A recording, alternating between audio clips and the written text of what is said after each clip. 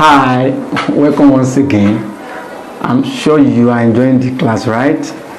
Good. I would like to welcome your reactions in the comment section. Okay, so let's move. Like in the previous episode, I have told you that I'm going to be explaining the separation techniques that we have one after the other. So in this class, I'm going to explain 5 of those separation techniques and why do we make use of them. So the first one I'm going to explain here is sieving. Now, what is sieving? You know, sieving is a separation technique. It's a separation technique that is used to separate a mixture of solids, most especially insoluble solids. But in this case, we are not even talking about whether that solid is soluble or not soluble. Sieving is actually we make use of sieving to separate mixtures of solids of different sizes. So what is the physical property? Solid of different sizes.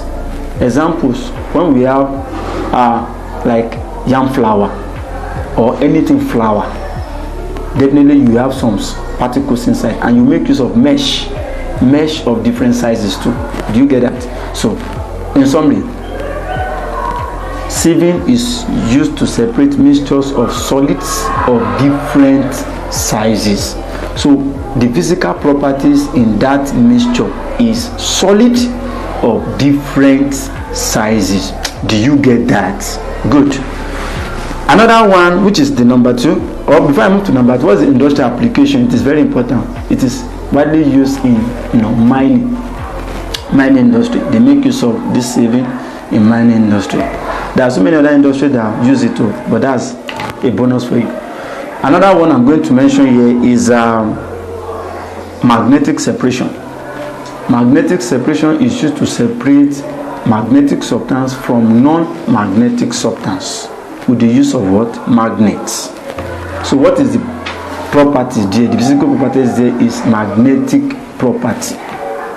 Magnetic property. And which industry uses that? We have steel industry. Steel industry make use of magnetic separation. That is number 2. Number 3 is sublimation.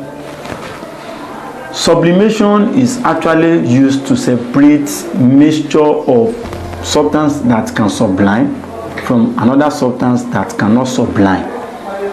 And we have substance that can sublime. I have given you 4 in the previous episode.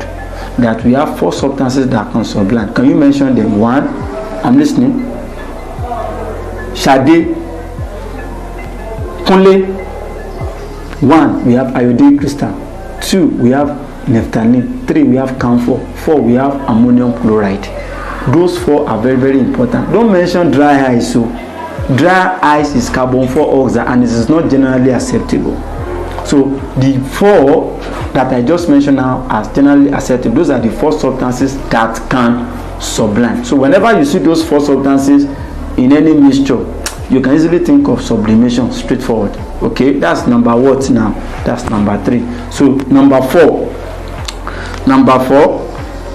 let's talk about decantation. So the physical properties when you are using sublimation, the physical property is just sublimation. That's all. Okay, number 4 now. I'll be talking about decantation. Decantation is also a separation technique that is used to separate insoluble solid.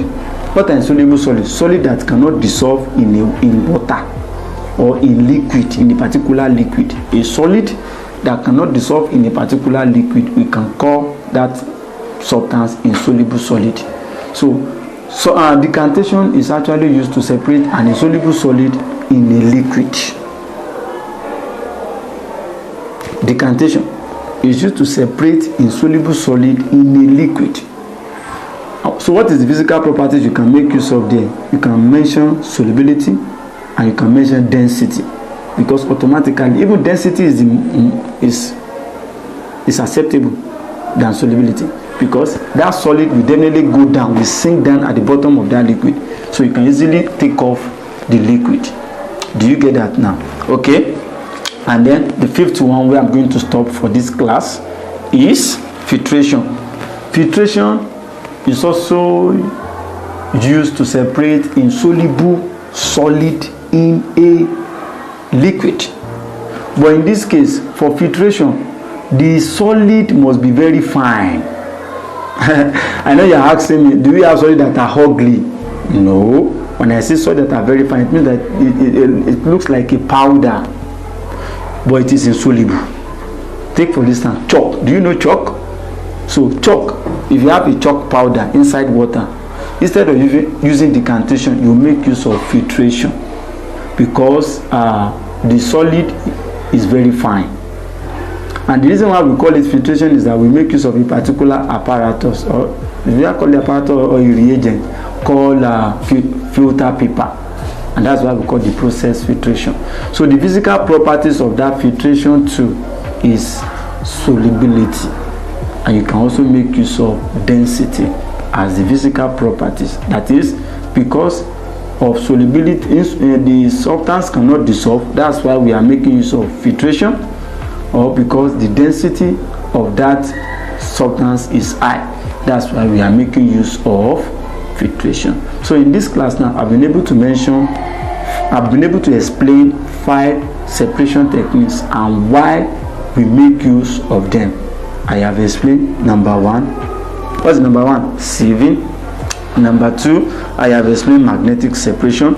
Number 3, I have explained sublimation. Number 4, I have explained decantation. And number 5, I have explained filtration. So in the next module, I'm going to explain the remaining separation techniques. Stay tuned.